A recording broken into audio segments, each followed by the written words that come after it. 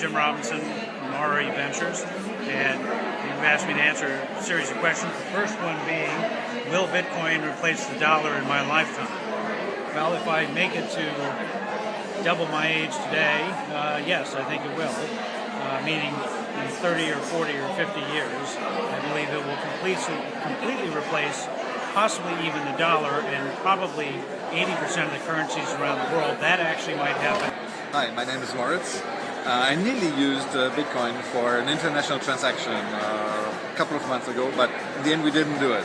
So sorry for that. But it's a great idea, I think. And I think it will, just like they said today on the podium, it will help maybe many countries who have weak currencies anyway to have an interesting way of distributing currencies for their population in a secure way. I think one of the best use cases for Bitcoin could be maybe in a couple of months or years is to use that in transactions in local markets in many African countries or many emerging and developing countries, because it's a way to have a secure way of money, it's easily transportable, and it's much more versatile than currently the SIM card payments. Hi, my name is Lou, and I heard a lot of business about Bitcoin, but I personally didn't familiar with this, and I do know a lot of Chinese people and businessmen doing this sort of business, but I'm not quite familiar with this.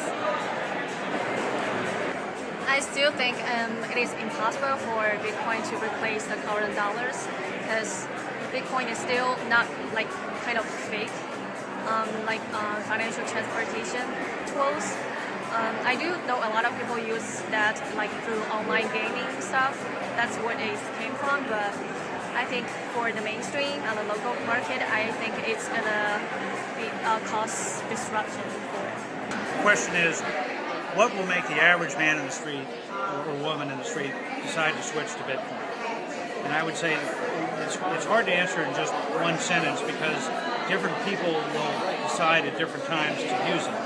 But if you leave aside investors, speculators, etc., and you just talk about using it for adoption, I think security and fraud will be the biggest driver from a consumer perspective, from a man or woman in the street perspective. They will see more. The question is, what is the biggest threat to Bitcoin?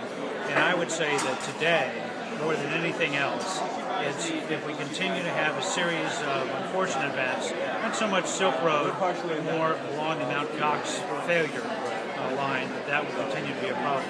My own view is that's been a great learning experience, and we're a lot less likely to see that in the future.